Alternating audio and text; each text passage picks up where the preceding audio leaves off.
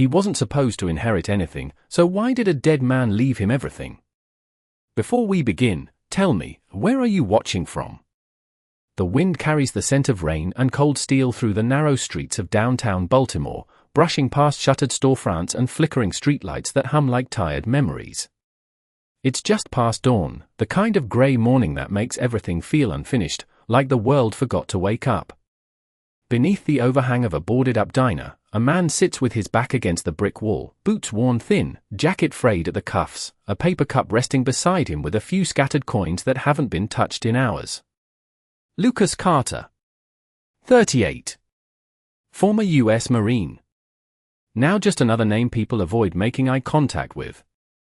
His beard is unkempt, streaked with early grey, and his skin, once hardened by desert sun, now carries the pale wear of long nights spent outdoors. But his eyes are steady. The kind that have seen too much and learned to say nothing about it.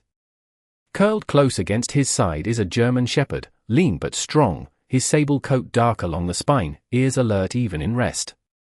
Shadow doesn't sleep the way other dogs do. He listens. Always. A distant siren wails, then fades. A delivery truck rattles past, splashing through last night's rain. Lucas doesn't move. He just stares ahead, hands folded, as if waiting for something he can't quite name. Then it happens. A black sedan pulls up slow across the street. Too clean for this part of town. Too deliberate. The engine idles. No one gets out. Shadow's head lifts first. His ears twitch. A low, almost silent rumble builds in his chest, not fear, not aggression, recognition. Lucas notices. He always notices when Shadow does that. "Easy, boy," he murmurs, voice rough but calm, his hand resting lightly against the dog's neck. But Shadow doesn't relax. His eyes stay locked on the car. Watching. Measuring. Like he's seen it before, somewhere far from this street. The passenger door finally opens. A man steps out, a mid-50s, pressed suit, polished shoes that don't belong on cracked pavement. He scans the area once, then walks straight toward Lucas. Without hesitation. No confusion. No doubt. "Mr. Carter," the man asks. Lucas doesn't answer right away. He studies him, the way soldiers do, quiet, precise, looking for what doesn't fit. "Who's asking?" The man exhales softly, adjusting his tie like the words weigh more than they should. "My name is Edward Klein. I'm an attorney. I've been looking for you." A pause. The city hums faintly behind them. Somewhere, a metal gate slams shut. "You've been named in a will." Lucas lets out a short breath that almost sounds like a laugh, but there's no humor in it. "You've got the wrong guy." But Edward shakes his head. "No, sir. I don't." Shadow steps forward slightly, placing himself between Lucas and the man, not barking, not lunging, just there. A line drawn without words. Edward notices, hesitates, then reaches slowly into his briefcase, pulling out a sealed envelope. Thick. Official. He holds it out, careful not to move too fast. "The deceased insisted this be delivered to you personally." Lucas doesn't take it. "Not yet." His eyes drift to the envelope, then back to the man, then down to Shadow, who hasn't broken his gaze from that black sedan still idling across the street. The air shifts. Subtle. Heavy. Like something unseen just stepped into the story. Lucas finally reaches out, fingers brushing the paper, rough against something that feels too clean for his life.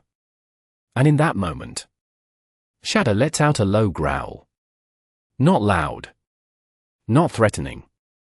Just enough to say, something isn't right. Lucas does not open the envelope right away. He just holds it in his hand, turning it slightly as if the weight might explain itself. The paper is thick, expensive, the kind used for documents that change lives, not ones handed to men who sleep on concrete. Across the street, the black sedan remains still, engine humming low like a distant storm. Shadow does not take his eyes off it. His body is rigid now, every muscle quiet but ready, like a memory pressing against the present. You can open it, Edward says gently, though his voice carries a tension he cannot quite hide. Lucas glances at him, then back down at the envelope. His thumb runs along the sealed edge. For a moment, he hesitates. Not out of fear, but something else. A kind of instinct. The same instinct that once kept him alive when things did not make sense. Then he breaks the seal. The sound is soft, but it cuts through the morning like a signal. Inside, a folded document. Official. Clean. Unmistakable. Lucas unfolds it slowly, eyes scanning the lines. His expression does not change at first. Not confusion. Not surprise. Just stillness. Edward watches closely. The estate of Jonathan Whittaker, he says, filling the silence. Passed 3 days ago. Private service held yesterday. Lucas says nothing. His eyes move again across the page, slower this time. As if reading it twice might change what it says. It does not. Edward continues, quieter now. You are listed as the sole beneficiary. A car passes somewhere behind them. Tires hiss against wet pavement. The city keeps moving, unaware that something impossible has just been placed into the hands of a man who owns nothing. Lucas lowers the paper slightly. I do not know that name. His voice is steady. Not defensive. Just true. Edward nods once, as if he expected that answer. We thought you might say that. Shadow shifts beside Lucas, stepping forward just enough to block the space between Lucas and the street. His ears flick again. The sedan. Still there. Still watching. Lucas notices. His gaze drifts past Edward, locking briefly onto the tinted windows across the road. Something in his chest tightens. Not fear. Recognition without a memory. He looks back down at the document. There is a line near the bottom. A signature. Bold. Confident. Jonathan Whittaker. And beneath it, a note. Handwritten. The ink slightly uneven, as if written with effort. Lucas leans closer. The words are simple. For the man who did not leave me behind. The air changes. Subtle. Like a door opening somewhere deep inside his mind. A flicker. Heat. Sand. The distant echo of wind across something wide and empty. Lucas blinks once. The image is gone. He exhales slowly, folding the paper back with more care than before. This is a mistake, he says, but there is less certainty now. Edward studies him, then glances briefly toward the sedan. Just a second. But Lucas sees it. That small shift. That awareness. Mr. Carter, Edward says, lowering his voice, you are not the only one who received notice of this will. Lucas does not respond, but his grip tightens slightly on the envelope. Mr. Whittaker's family, Edward continues, they are contesting it. Aggressively. Shadow lets out another low sound, deeper this time. Not loud. Just enough to vibrate through the ground. Edward takes a half step back, instinctively. They believe, he adds carefully, that you are connected to something you are not telling us. Lucas looks at him then. Really looks. I am not hiding anything. Edward nods, but there is a shadow of doubt in his eyes. Not toward Lucas, but toward the situation itself. Then we need to understand why a man worth over $40 million would leave everything to someone he never mentioned. Someone with no recorded connection. No paper trail. No explanation. The question hangs between them. Heavy. Unanswered. Across the street, the sedan door opens again. This time, another figure steps out. Taller. Slower. Watching. Shadow's posture changes instantly. His head lowers. His ears angle forward. And for the first time, he takes a step toward the street, pulling slightly against Lucas's side, as if something buried long ago has just begun to surface. Lucas feels it through the leash. That quiet urgency. That pull that says not run, not yet, but remember. He looks down at Shadow, then back at the man stepping out of the car. And somewhere beneath the noise of the city, beneath the questions, the doubt, the impossible inheritance, something begins to come back. Not clearly. Not fully. But enough to know, this is not over. The man who steps out of the sedan does not rush. He closes the door with quiet precision, as if every movement is measured, controlled, practiced. His coat is dark, tailored, too clean for the damp air that clings to everything else on this street. He looks both ways before crossing, not out of caution, but calculation. Lucas watches him approach, his grip on the envelope tightening just enough for the paper to crease. Shadow moves first. One step forward, then another, placing himself slightly ahead of Lucas, his body angled, not aggressive, but deliberate. A line drawn again. The man notices the dog before he notices Lucas. His gaze lingers there for a second too long. Not fear. Recognition. Then he shifts his attention upward. "Mr. Carter," he says, voice smooth, almost polite, but empty in a way that feels rehearsed. Lucas does not answer. Edward clears his throat quietly beside him, tension threading through his posture. "This is not a good place for this conversation," Edward mutters, barely above a whisper. The man ignores him. His eyes remain on Lucas. "You received the document." It is not a question. Lucas tilts his head slightly. "Looks like everyone did." The man gives a faint smile, one that never reaches his eyes. "Not everyone," he replies. "Just the ones who matter." The words hang there, sharp in their simplicity. Shadow lets out a low, steady growl, deeper than before, a sound that seems to rise from somewhere instinctive, something older than training. The man glances down at him again, and this time, his smile fades. "That dog," he says quietly, "where did you get him?" Lucas does not hesitate. "He found me." The answer is simple, but something in it lands differently. The man studies Shadow more closely now, his expression shifting, calculating, searching for something he cannot quite name. Then he steps back half a pace, just enough to create distance without admitting it. "You should be careful," he says, returning his attention to Lucas. "Things like this do not happen by accident." Lucas exhales slowly, his eyes narrowing just a fraction. "Funny," he replies, "that is exactly what I was thinking." A silence follows. The city hums around them, but here, in this small space between four people and one dog, everything feels still. The man reaches into his coat pocket, pulling out a small card, holding it between two fingers. He does not hand it over. "Not yet." "My name is Richard Whittaker," he says. "Jonathan's son." Edward stiffens slightly beside Lucas. The name lands heavier now. Real. Personal. Not just a signature on paper. Lucas glances down briefly at the envelope in his hand, then back up. "Then I guess this is your problem, not mine." Richard's expression tightens, just enough to show something beneath the surface. Not anger. Something colder. "It became yours the moment that will was read." Shadow shifts again, stepping forward another inch, his body low, his eyes locked on Richard's face. There is no barking. No sudden movement.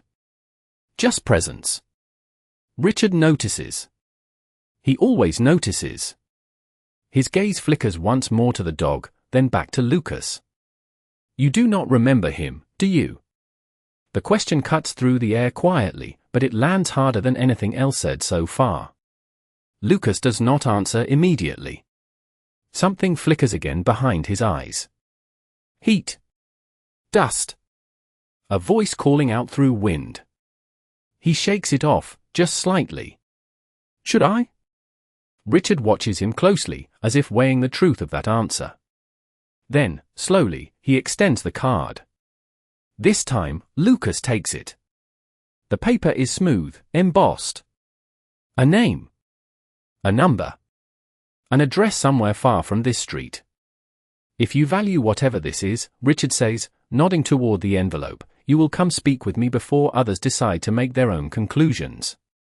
Edward steps in then, voice firm but controlled. Mr. Whittaker, any further communication should go through legal counsel.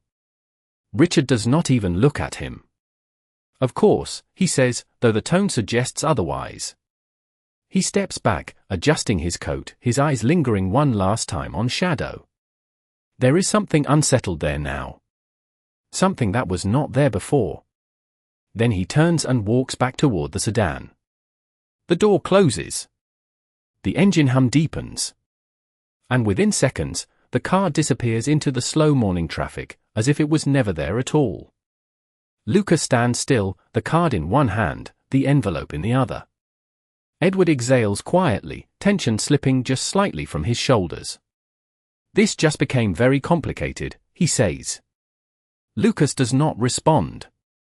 He is looking down at Shadow. The dog is still staring at where the car vanished, his body rigid, his ears forward, his breath steady but focused. Not confused. Not uncertain. Certain. As if he knows something Lucas does not. As if he has seen that man before. Somewhere Lucas cannot yet reach. Lucas kneels slowly, placing a hand against Shadow's neck, feeling the warmth, the steady pulse beneath fur and muscle. "What is it, boy?" he murmurs. Shadow does not look at him. He just takes one step forward, then another, gently pulling toward the street. Not away. Toward something waiting to be remembered. Shadow does not hesitate. He moves with quiet purpose, pulling gently at Lucas's side, his path cutting across the damp pavement toward the direction the sedan disappeared. Lucas rises slowly, eyes still lingering on the empty street, then follows. Not because he understands, but because he has learned not to question that pull. Edward watches them for a moment, uncertain, then adjusts his coat and steps in behind them. "Where are you going?" he asks, voice tight with concern. Lucas does not look back. "I do not know," he says. But he does. The morning has begun to shift. Traffic thickens, people move faster, coffee cups in hand, eyes down, lives already in motion. No one notices the man and the dog weaving through it all like they are following something invisible. Shadow keeps a steady pace, not rushing, not wandering. Focused. His nose dips slightly now and then, but his eyes stay forward, locked on something beyond sight. They walk 2 blocks. Then 3. The city begins to change around them. Cleaner streets. Taller buildings. Glass and steel replacing brick and boarded windows. The kind of place where men like Lucas are not meant to linger. Edward exhales sharply behind them. "This is not a good idea," he says under his breath. "If Whittaker's people are watching, we should not be walking straight into wherever this leads." Lucas slows slightly, just enough to glance back. "Then do not follow." But Edward does. Of course he does. Because something about this no longer feels like a simple legal matter. Ahead, Shadow stops. Not abruptly. Just stops. His body stiffens, ears forward, eyes fixed on a building across the street. Lucas follows his gaze. It is an old structure, tucked between 2 newer ones, its brick face weathered, windows dark behind layers of dust. A faded sign hangs crooked above the entrance. Storage facility. Closed. Or at least, it looks that way. Shadow steps forward again, crossing the street without hesitation. Lucas follows, slower now, something heavy settling in his chest. Edward hurries after them, glancing once over his shoulder as if expecting that black sedan to return. It does not. Not yet. They reach the building. The door is locked, a chain looped through the handles, a rusted padlock holding it in place. Shadow moves to the side instead, circling toward a narrow alley that runs along the building's edge. His pace quickens slightly. Lucas feels it. That shift. That urgency building just beneath the surface. What is it? He murmurs, more to himself than the dog. The alley is quiet. Narrow. The air cooler here, carrying the faint scent of damp concrete and something older. Something forgotten. Shadow stops again halfway down, nose lowering, then lifting, his body angled toward a metal service door set into the wall. It is smaller. Less obvious. A place no one would notice unless they were looking for it. The handle is worn. The paint chipped. But there is something else. A mark. Faint. Scratched into the metal just above the lock. Lucas steps closer, squinting slightly. His fingers brush against it. Lines. Not random. Intentional. A symbol. Something simple, but precise. And the moment his skin touches the cold metal, it hits him. Not a full memory. Not yet. Just a flash. A door like this. Different place. Same feeling. Heat pressing in. The sound of breathing too fast. And a voice. If anything happens, remember this mark. Lucas pulls his hand back slightly, breath catching just enough to notice. Shadow lets out a soft sound, almost a whine, but not of fear. Of recognition. Edward steps closer, peering over Lucas's shoulder. What is that? He asks. Lucas does not answer right away. His eyes remain on the symbol. I have seen it before, he says quietly. Edward frowns. Where? Lucas shakes his head slowly. I do not know. But something in his voice says that is not entirely true. Shadow shifts again, pressing closer to the door now, his nose brushing the seam, his body leaning forward as if urging it open. Lucas reaches for the handle. It does not move. Locked. Of course. It is. Edward exhales. We should not be breaking into private property. Lucas glances at him briefly, then back at the door. Then do not watch. He grips the handle again, testing it, then looks down at the lock. Old. Worn. Not built for force. Built for assumption. For the belief that no one would come looking. Shadow steps back just slightly, giving space, his eyes fixed, waiting. Lucas tightens his grip. Not rushed. Not reckless. Just certain. Because somewhere beneath the confusion, beneath the questions, beneath the name he does not remember, something is starting to align. And whatever is behind this door has been waiting longer than he has. The lock gives way with a dull snap that echoes louder than it should in the narrow alley, as if the building itself notices the intrusion. Lucas does not force the door open right away. His hand lingers on the handle, his breath steady but slower now, like he is standing at the edge of something he cannot yet see. Shadow moves first. He nudges the door gently with his nose, just enough for it to creak inward, the hinges protesting in a low, tired groan. The air inside is different. Cooler. Still.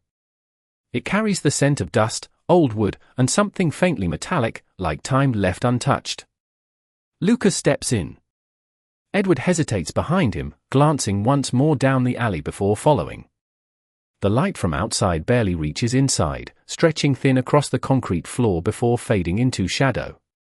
Lucas's eyes adjust slowly. Shapes begin to form. Stacks of old crates. Metal shelving units. A narrow corridor leading deeper into the building. It feels abandoned, but not empty.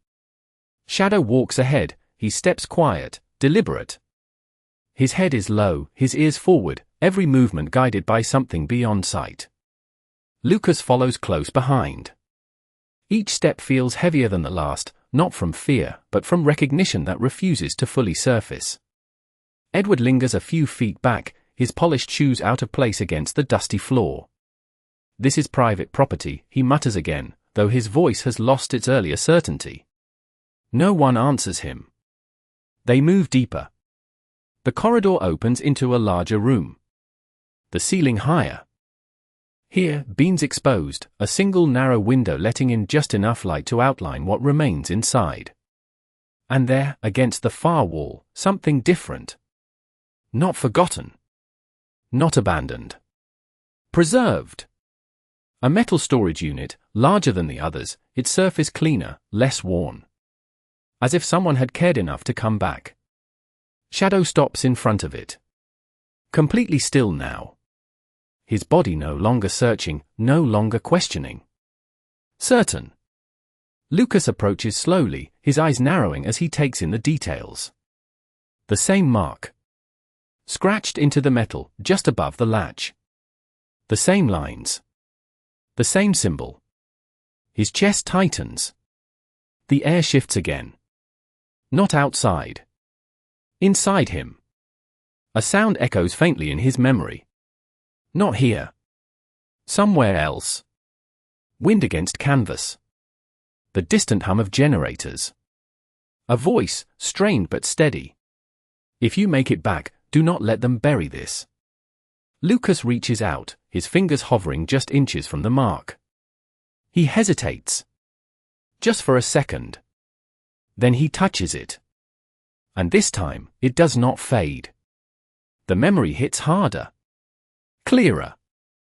A dim room. A man sitting against a wall, breathing uneven but alive.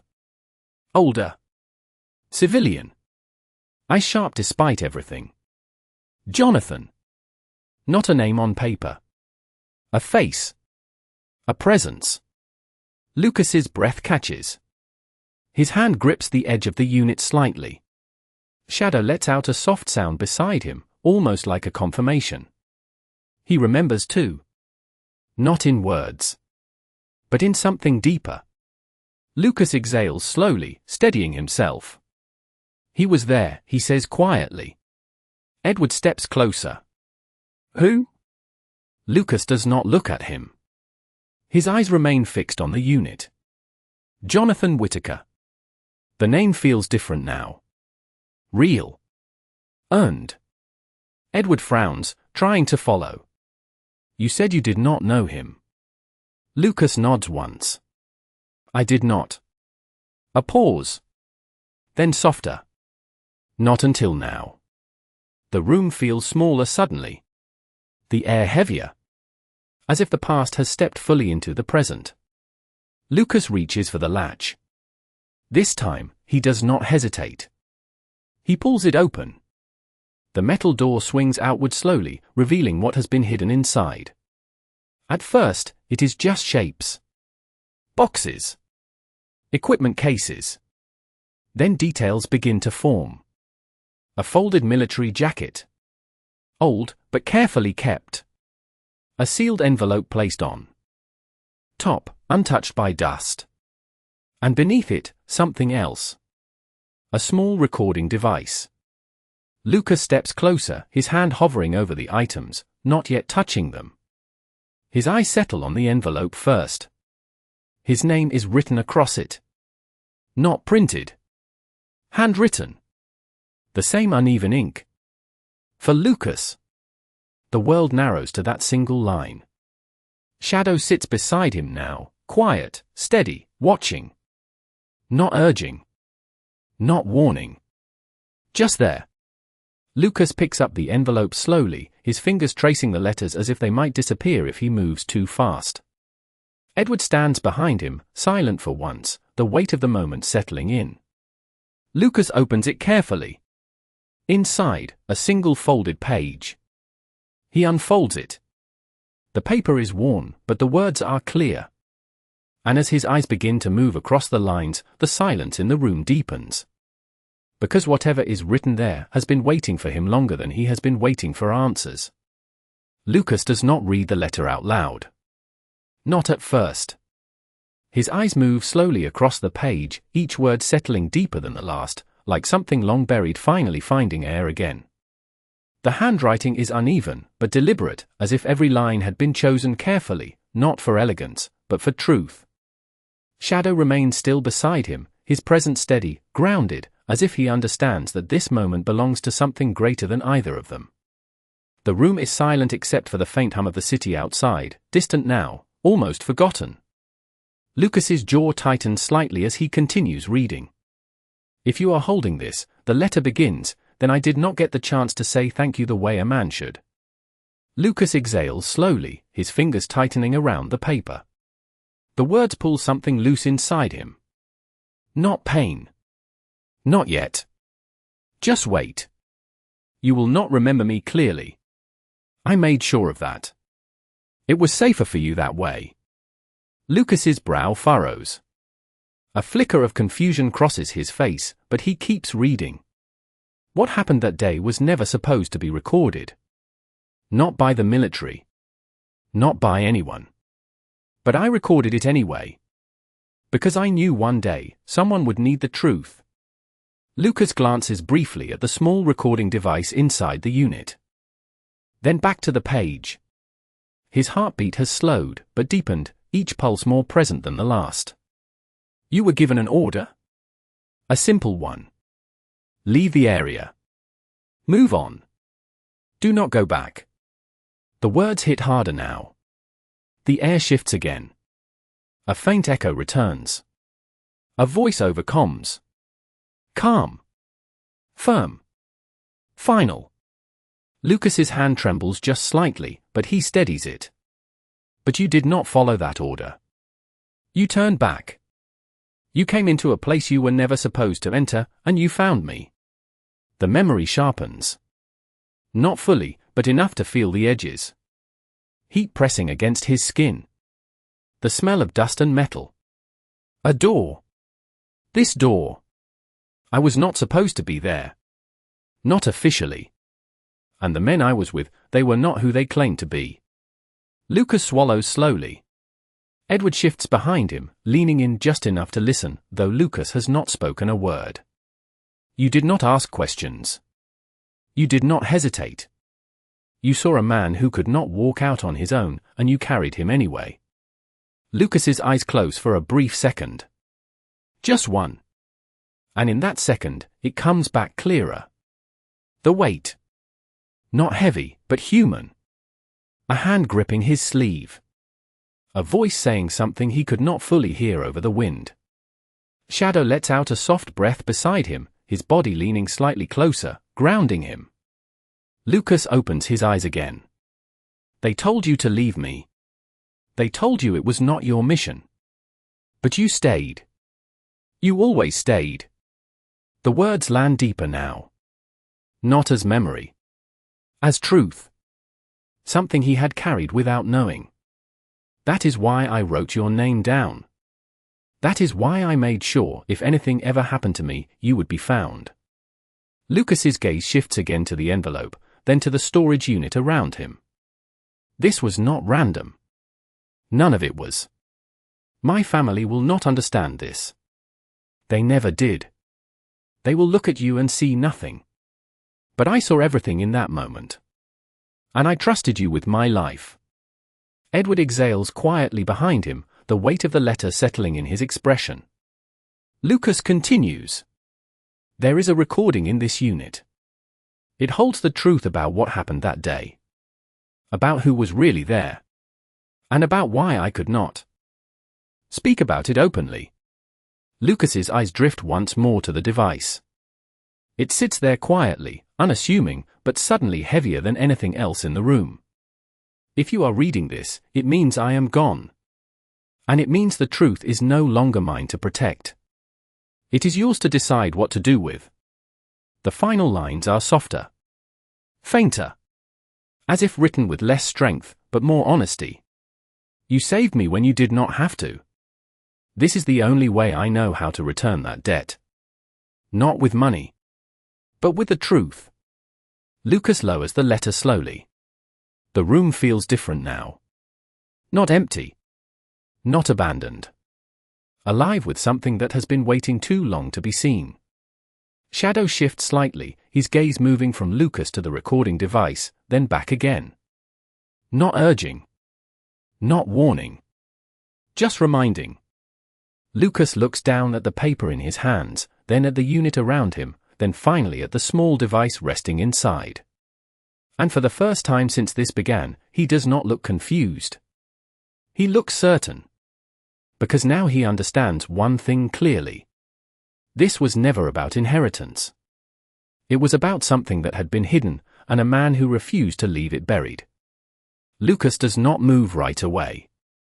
The letter remains in his hand, but his attention has already shifted to the recording device resting inside the metal unit. It sits there quietly, small and ordinary, yet carrying a weight that seems to press against the air itself. Edward steps closer, his voice lower now, more cautious than before. If that letter is real, then whatever is on that device could change everything. Lucas nods once, almost imperceptibly.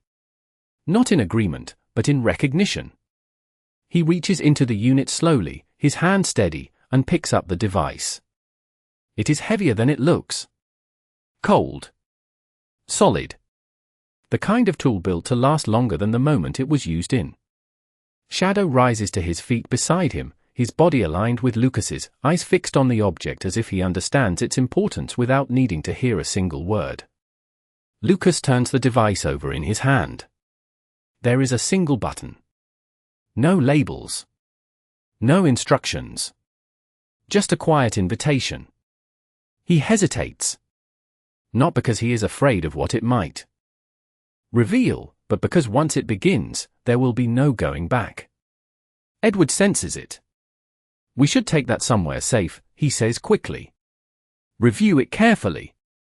Make sure this is handled the right way.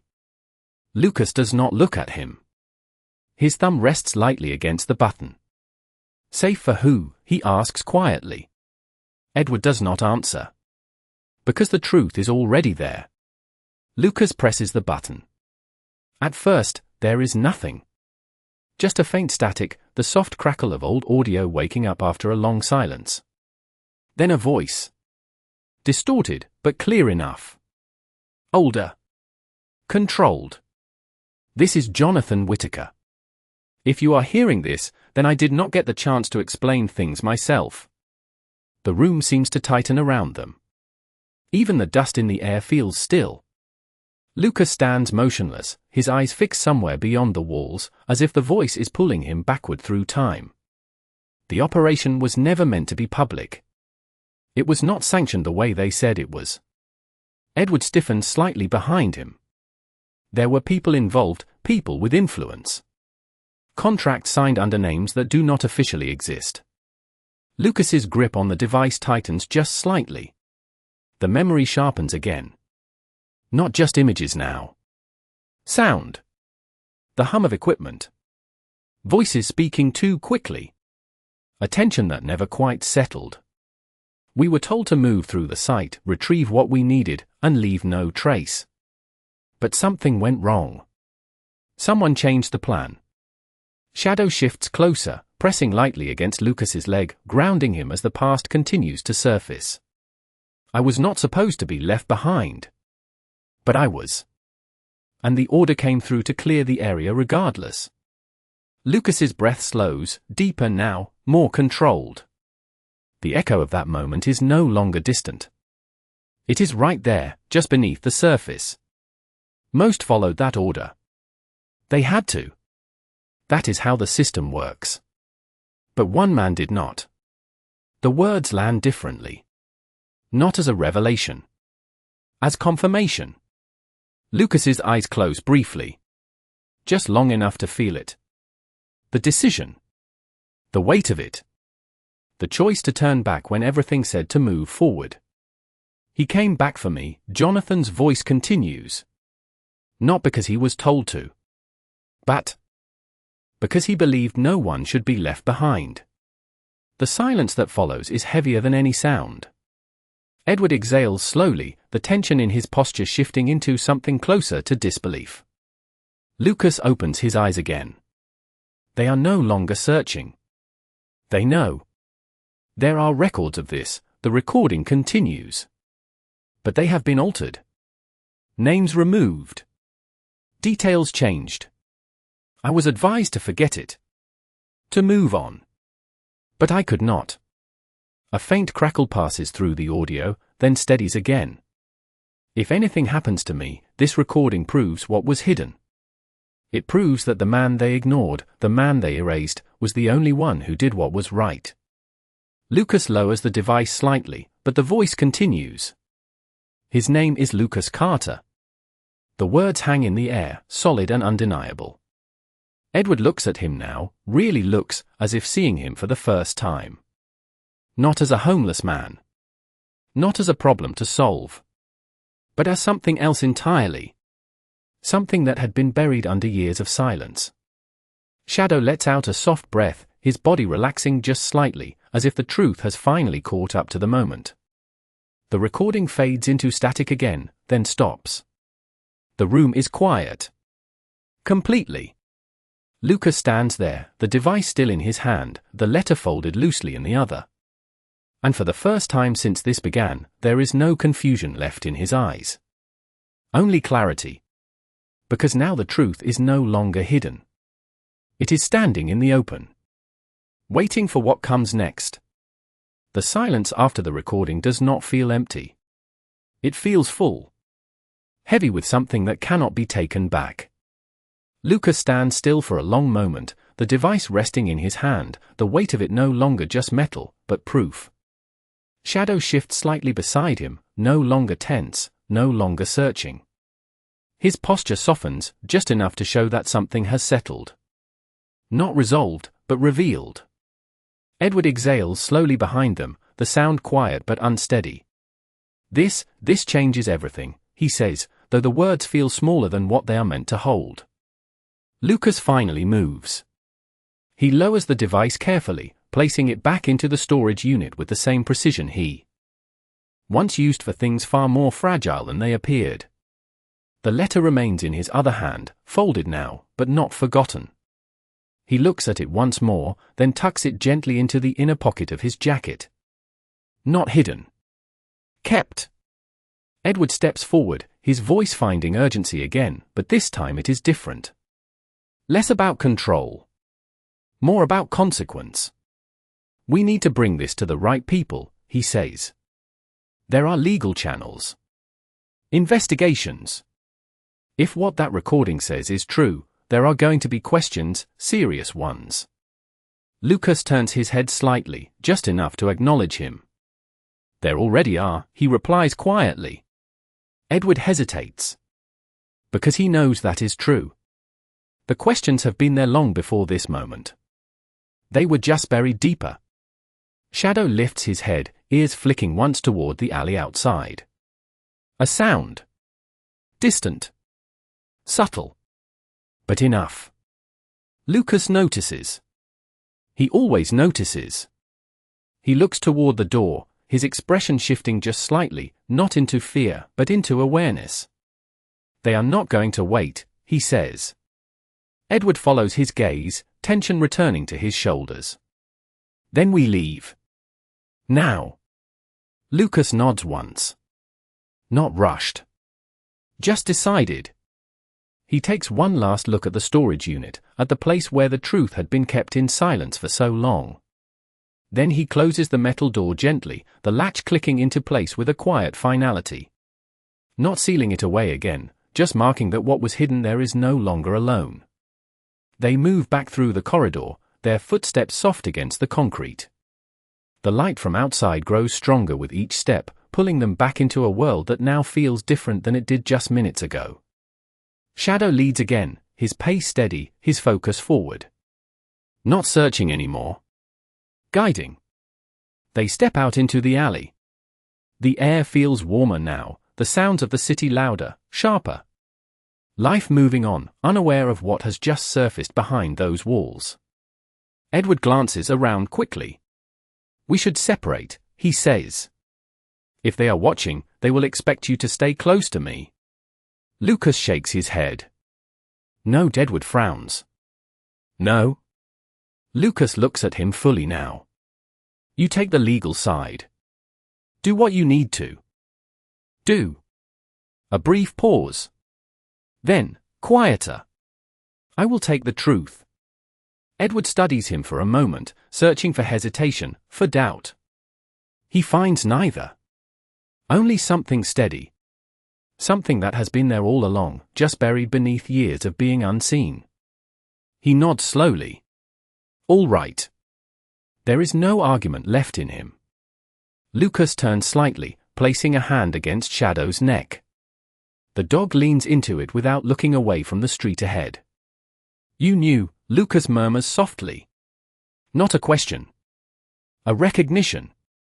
Shadow's tail shifts once, subtle, calm. Lucas exhales, a breath that carries something lighter than before.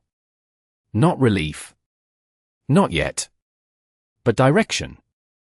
Across the street, traffic moves steadily. People pass without looking. The world remains the same. But for Lucas, it is not. Because now he knows why he was found. He knows why the will exists. And more importantly, he knows what was taken from him, and what was never truly lost. He steps forward, Shadow moving with him in perfect sync, their path no longer uncertain. Behind them, Edward pulls out his phone, already dialing, his voice low but firm as he begins to set things in motion. Ahead of them, the city opens up, wide and indifferent, yet filled with places where truth can either be buried, or finally seen. And somewhere within that space, the next choice is already waiting. The city does not pause for truth. It never has. Cars move, lights change, people pass within inches of Lucas and never once look up. But something in the way he walks now is different. Not faster. Not louder. Just certain. Shadow stays at his side, no longer guiding, no longer pulling, but matching every step with quiet precision, like the mission has shifted from finding the truth to carrying it. They move through 2 blocks, then 3, the rhythm of the street settling around them again. Somewhere behind, a siren rises and fades. Somewhere ahead, a bus exhales at the curb. Ordinary sounds. Ordinary life. And yet, beneath it all, something has changed that cannot be undone. Lucas slows as they reach a corner. A crosswalk blinks red. He stops, not because of the light, but because of the reflection in the glass of a nearby storefront. For a moment, he sees himself. Not the man from before. Not the version shaped by years of being unseen. But something else. Something steadier. A man who remembers enough. Shadow sits beside him, calm, patient, his gaze forward but aware. Lucas glances down at him. We do not walk away this time, he murmurs softly. Shadow's ears flick once, as if in agreement. The light changes. They cross. On the other side, a small park opens between buildings, a quiet patch of green in the middle of concrete and noise. Lucas steps toward it without thinking, drawn by something quieter than everything else around him. He moves to a bench near the edge, worn but sturdy, and sits. Shadow settles beside him immediately, close enough for contact, not for comfort, for presence. Lucas reaches into his jacket and pulls out the letter again. He does not read it this time. He just holds it, his thumb tracing the edge where the paper has begun to soften from use. The words are already inside him now. Across the street, unnoticed by most, a familiar shape pauses at the curb. The same black sedan. It does not approach. It does not signal. It simply waits. Watching. Lucas sees it. Of course he does. But he does not move. Not this time. Because running is no longer part of the story. A few seconds pass. Then a minute. The engine idles. The distance holds. Shadow lifts his head slightly, eyes locking onto the vehicle. Not tense. Not warning. Just aware. Lucas exhales slowly, the kind of breath that settles something deeper than the body. Let them watch, he says quietly. His voice is not defiant. It is resolved. The sedan does not move closer. It does not leave either. It remains there, caught in a space between action and hesitation. Because something has changed on both sides. Inside the car, they expected a man who would hide, who would doubt, who would break under pressure. But that man is no longer sitting on this bench. Lucas leans forward slightly, resting his forearms on his knees, his gaze drifting across the park. A child runs past with a ball, laughter light and careless.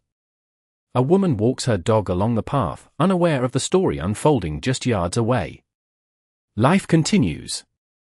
As it should. Lucas looks down at Shadow again, his hand resting gently against the dog's neck. "You brought me back," he says. Not as a question. Not even as thanks. Just truth. Shadow leans into the touch, steady, quiet, exactly as he has always been. A presence that does not need words to be understood. Across the street, the sedan's engine finally lowers. Not a departure. Just a shift. A decision postponed. For now. Lucas rises slowly from the bench. Not rushed. Not hesitant.